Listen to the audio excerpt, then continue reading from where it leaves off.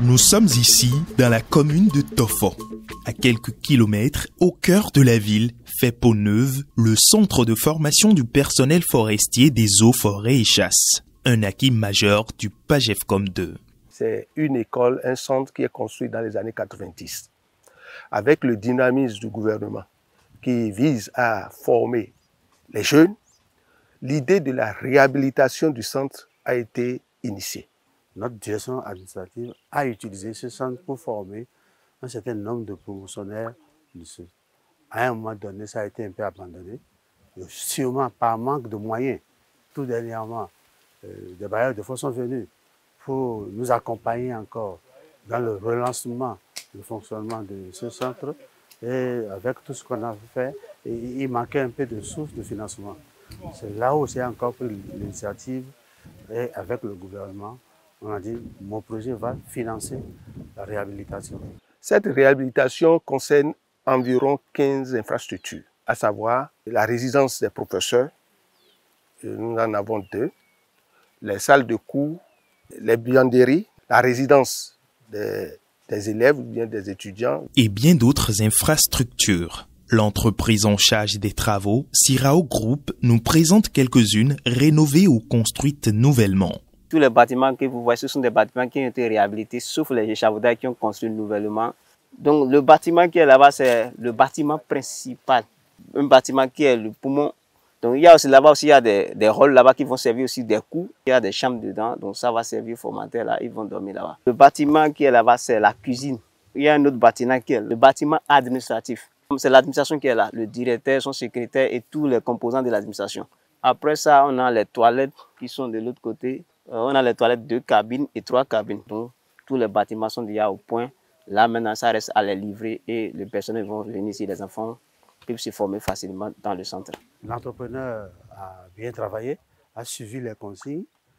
S'il reste quelque chose, c'est qu'on ne peut jamais finir dans un bâtiment et surtout un centre de formation. Il y aura toujours à faire. Avec une approche intégrée participative, cette réhabilitation est le fruit d'un suivi technique rigoureux. C'est sous la direction générale de la construction de l'habitat que le projet a fixé un contrôleur permanent. Donc, cette réhabilitation a intégré ceux qui sont autour du domaine. Donc, c'était dans le but d'avoir une réhabilitation, un travail bien coaché, bien suivant les règles de l'art.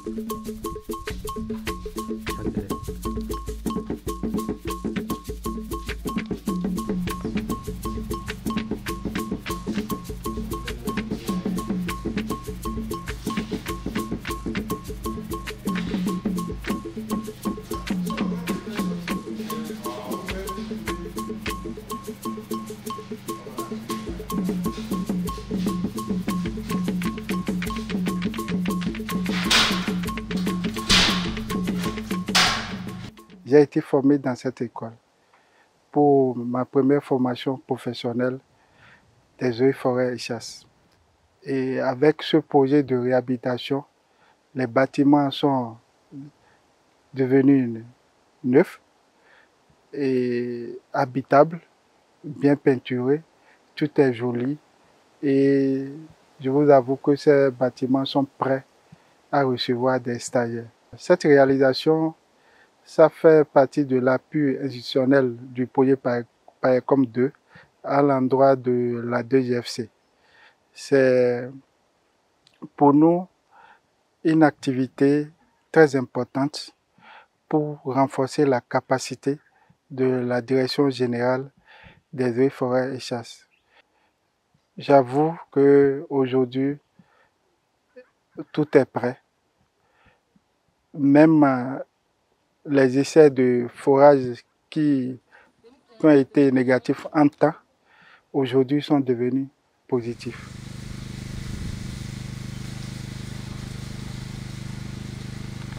Qui peut penser venir ici et trouver encore ce centre comme ça? Donc c'est encourageant.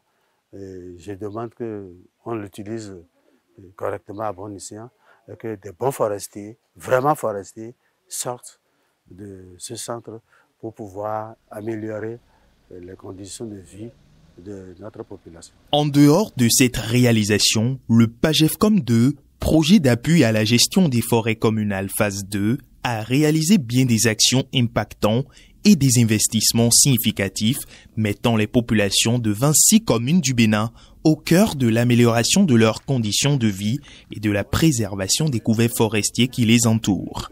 À la clé, la mise en place d'activités génératrices de revenus. Le développement des AGR qui constitue un volet très important du PAGEFCOM a permis à nos populations à travers l'apiculture, où nous avons permis d'installer beaucoup de ruchers au niveau de certains villages tout autour des monts Koufé et Warimaro, à travers la production du beurre de karité. Nous avons 4 unités que nous avons équipées, que nous avons accompagnées en fourniture d'amandes tout et tout, pour que ces populations, hommes comme femmes, surtout, se détournent de nos forêts et que les forêts classées puissent se régénérer. Parce que là, nous avons une charge anthropique basée sur la destruction du bois, une charge très forte. Alors le PAGEFCOM a pour option de diminuer cette charge à travers le développement des AGR, surtout des produits forestiers non ligneux. Pour rappel, le PAGEFCOM 2 est composé de 4 composantes. La première composante, qui est la promotion des produits forestiers non ligneux, a beaucoup évolué. Nous avons à faire la promotion de karité. Aujourd'hui, les unités de transformation de 4 groupements sont réhabilitées. Les femmes sont équipées avec de nouvelles machines. Ces femmes ont eu de renforcement de capacité. Aujourd'hui, à tout moment, au niveau de ces unités, vous avez de beurre de karité.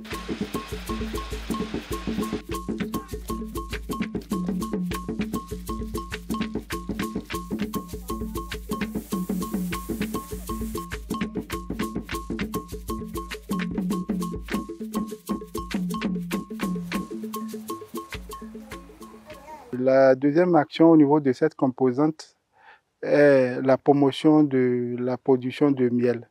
Nous avons réhabilité et équipé 4 mielleries, renforcé la capacité des apiculteurs et aussi nous avons équipé ces apiculteurs en ruches.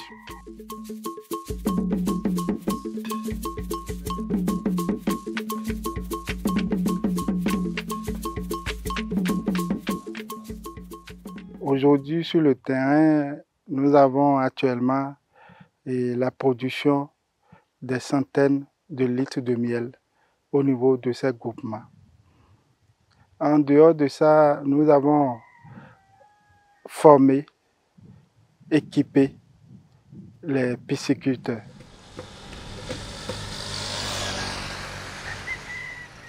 Dans les communes de Tchaourou, Bante et Basila, c'est à la faveur d'une cérémonie de remise officielle que les groupements villageois et exploitants piscicoles privés ont reçu des mains du coordonnateur du PAGEFCOM 2, le colonel Paul Djogbenou, un ensemble d'équipements piscicoles. La direction de la production halieutique, avec l'accord du projet, a réorienté un peu les approches vers les promoteurs, c'est-à-dire les groupements, les promoteurs potentiels capables d'opérationnaliser le concept unité de démonstration. Nous avons fourni des bacs hors sol et des unités de fabrique de provende aux groupements traditionnellement pisciculteurs, mais qu'on a reformés pour équiper. Nous en avons fait à Djagbalo dans Bante, à Okuta aussi dans Bante. Nous avons fourni 10 bacs hors sol, une unité de provenderie. À Okuta aussi c'est pareil. À Basila, à Diepani, nous avons équipé pour un promoteur une écloserie, disons la maternité des poissons.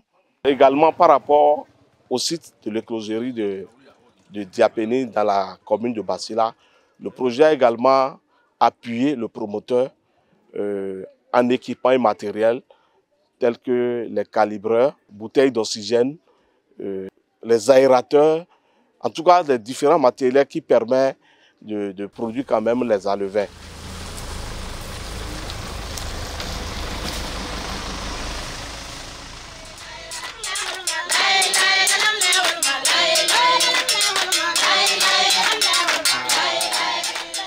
Kakikoka, dans Tchaourou, nous avons fourni aussi une unité de provanderie pour appuyer un groupement basé dans le village, mais composé pratiquement de tous les villageois.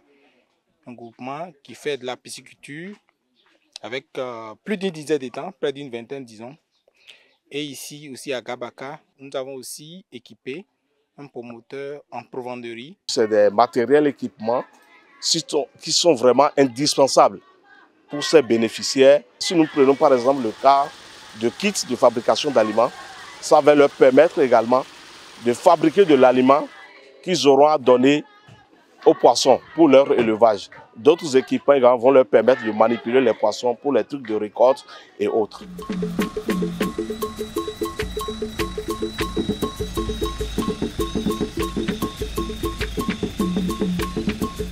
Quelques semaines plus tard, à ces matériels de travail viendront s'ajouter une fourniture conséquente en alevins et en aliments destinés à l'engraissement des alevins.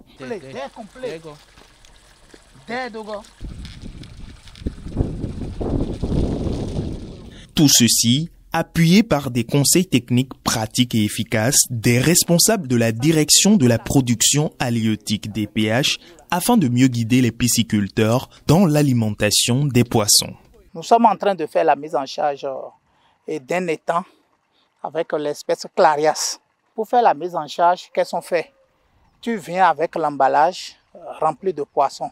On a utilisé un seau, donc les poissons sont dedans. Tu viens à l'endroit où il faut déposer le poisson, tu déposes le seau avec le poisson, tu déposes ça dans l'étang. Et tu laisses pendant au moins 10 à 15 minutes, histoire de laisser les poissons s'adapter à la température de l'eau de l'étang.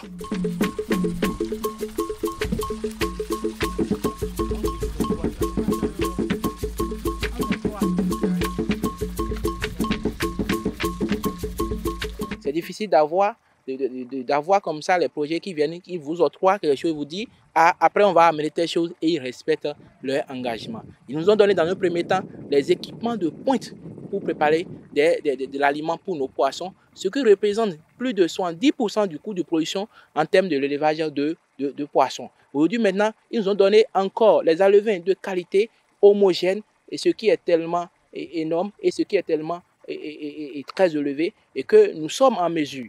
Nous sommes en mesure parce que nous disposons des infrastructures nécessaires, nous avons des équipements qui viennent de nous donner et que nous prenons le temps nécessaire qu'il faut pour bien élever ces poissons dans de bonnes conditions et avec encore les appuis techniques. Et vraiment c'est intéressant. Nous leur disons un grand merci pour ce qu'ils font à l'endroit des jeunes producteurs que nous sommes. Ça c'est un grand soulagement, un grand appui, et que je salue au passage le colonel, le coordinateur du projet, et qui vraiment a voulu m'accompagner de cette façon-là. Je suis très content. Je promets qu'ils ne seront pas déçus. Ils nous ont amené tout. Les étangs sont remplis, les nourritures vont arriver, et maintenant on va former les jeunes. Au lieu d'aller au Nigeria, on peut les former ici, sur place, eux-mêmes seraient les entrepreneurs. Nous, on fixait être entrepreneur agricole pour que les gens quittent de parcours Cotonou. Chacun a manifestation, il va venir ici pour apprécier, pour acheter. Et tout ça là contribue à la protection de la forêt, à la gestion de la forêt.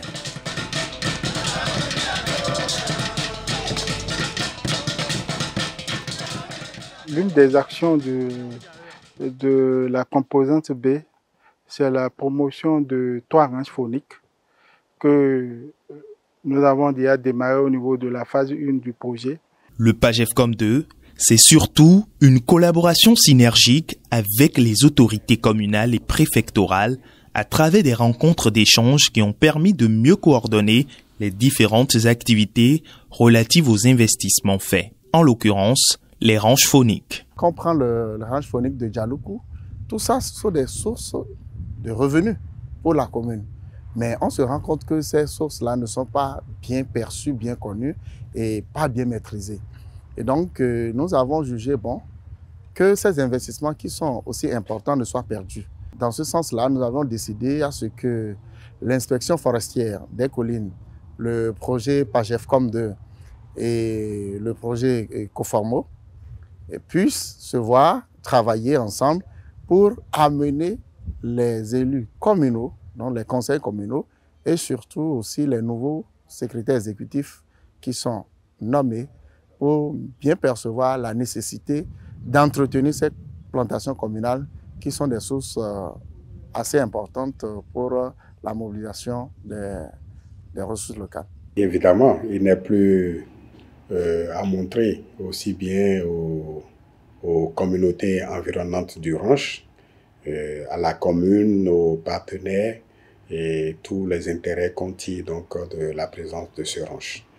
Et évidemment, nous avons l'obligation aujourd'hui de le sécuriser sur tous les plans afin que tout ce qu'on y tire, que cela puisse être possible. Et pour y parvenir, que ceux-là qui soient chargés d'une certaine sécurité, aussi élémentaire soit-il, qu'on puisse les doter des moyens de travail élémentaires. En effet, plus d'une trentaine de kits de terrain ont été offerts aux surveillants du ranch faunique de Djaloukou dans la commune du Savalou. La délégation Pagescom et de COS ont appris qu'on n'a pas de bottes. Ils sont arrivés nous distribuer des bottes. 34 bottes, 34 torches et des sifflets. Ça nous arrange et ça nous ragaillardit. Et on est en joie quand on a reçu ces instruments-là. Donc nous sommes prêts maintenant à surveiller la ranch faunique pour empêcher comment dis-je, nos frères braconniers de tuer les animaux qui sont dans la forêt. Avec une grande portée écotouristique, la mise en concession des ranchs fauniques est une grande opportunité pour augmenter l'attractivité des communes et préserver la biodiversité dans ces régions. Au niveau de ces ranchs, nous avons installé déjà l'enclos d'acclimatation. Nous avons créé des forages pour les animaux. Et actuellement, nous avons signé une convention avec Sénagref qui va continuer la clôture entière du ranch faunique de Badaba dans Djidja. Ils vont aussi créer 2 mâts au niveau de ce ranch. Et ils vont aussi réintroduire quelques mammifères au niveau de ce ranch.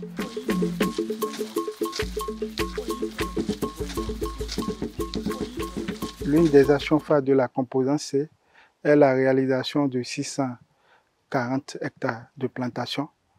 Nous avons réalisé 600 hectares de plantation communale, 200 à Lada, 200 à Basila et 200 à Wessé.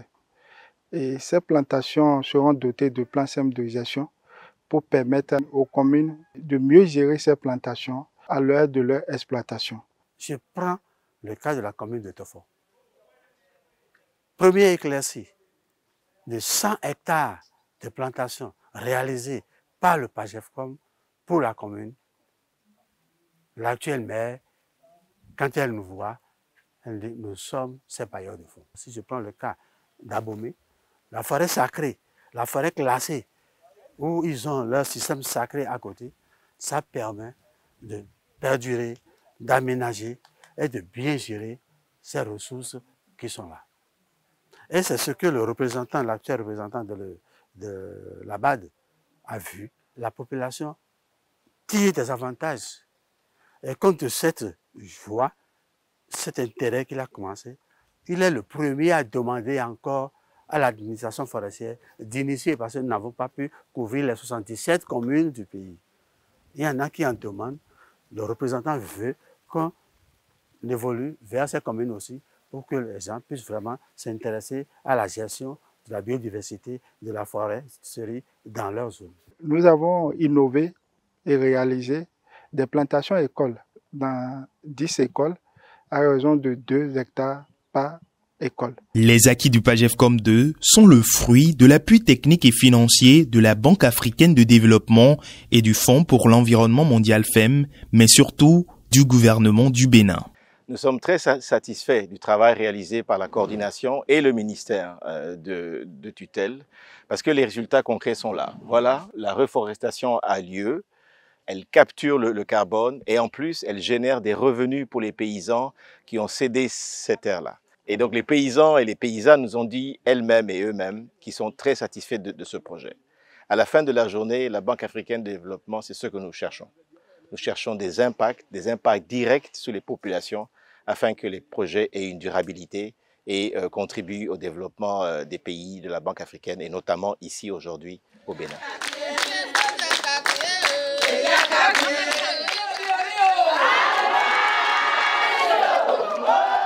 Les bénéficiaires du PAGEFCOM 2 saluent les multiples efforts consentis par le projet. C'est ce que la mairie devait faire, qui n'arrive pas à faire, que PAGEFCOM est en train de combler. Et pour cela, nous sommes très très contents de ces actions de PAGEFCOM 2. Nous remercions très sincèrement les responsables du projet PAGEFCOM 2 et tout le gouvernement, à commencer par le chef de l'État lui-même, qui, par ses orientations, a permis au projet d'atteindre les couches les plus vulnérables et nous aider à la base. Tout ce que ce projet PAGEFCOM nous a fait, ça nous a beaucoup aidé. Parce qu'avant, nous les femmes du groupement dans l'État, on n'a rien à faire, c'est le champ. Même maintenant, nous aussi, nous avons du travail à faire. Ce n'est pas simplement le champ. Ce qu'on veut là, Djogbenou nous a fait ça. Il nous a fait ça avec les gens de Cotonou. On est contents. Ils nous ont donné les machines qui vont écraser et les machines qui vont battre le verre. Mon message, c'est pour prier que le travail va encore plus devant et que les va-et-vient soient dans les mains de Dieu. Il faut apprécier PAGEFCOM et on l'apprécie et on lui dit encore de ne pas rester bras croisés. Il n'a qu'à nous accompagner pour que la faune soit même la première des faunes du Bénin. Au lieu de donner le poisson à manger à quelqu'un, il faut l'apprendre comment on tue le poisson. Donc vraiment, je demande à tout le monde apiculteur, qu'on ne trouve pas de faille dans notre mission. Il faut qu'à travers nos départs, qu'on attire tout le monde. Parce que ça ne peut pas s'arrêter à notre niveau seul. La coopérative Onyere de Diagbalo remercie le coordonnateur avec sa cellule de gestion d'avoir inséré la filière apicole dans son projet. Donc nous vous remercions beaucoup. Et nous remercions vraiment les forestiers, la direction de la pêche et nous les disons vraiment de continuer dans cette lancée. Ça va aider les jeunes comme nous à faire confiance à notre gouvernement, à travailler pour préserver notre écosystème aquatique et les forêts. Pour les responsables du projet, c'est un pari gagné dans la préservation des forêts. Nous sommes satisfaits aujourd'hui que les populations aient compris qu'il y a autre chose à part la destruction de nos forêts pour pouvoir se nourrir. Et ça, c'est un acquis du projet PAGEFCOM 2. Nous avons eu ces résultats grâce tout d'abord à la capacité managériale du coordonnateur et à côté de lui, d'un personnel dévoué, motivé pour l'atteinte des objectifs. Ces résultats n'est qu'un résultat commun de tout le personnel de PAGEFCOM 2 et que je remercie, que je félicite. Les forestiers qui travaillent dans ce projet, ce ne sont pas des forestiers qui sont là uniquement pour aller faire le contrôle, mais ils développent, ils accompagnent dans l'exploitation. Je les remercie beaucoup et que le Tout-Puissant nous permette de développer plus et de montrer que la foresterie est une science permanente et une science enrichissante pour pouvoir vraiment faire plus que ce que nous sommes en train de faire. Le PAGEFCOM 2 est appelé à prendre fin. La direction des eaux et forêts, représentée dans toutes les communes, dans tout le Bénin et surtout dans la zone d'intervention de notre projet, est impliquée dans nos activités. Ce qui fait qu'à la fin du projet, les forestiers et toute structure du ministère du cadre de vie prend la relève pour le suivi de ces installations, de ces activités que nous sommes en train de promouvoir afin que nous diminuions à terme les charges sur nos forêts. C'est d'abord l'objectif premier et que les populations trouvent leur compte à travers d'autres activités.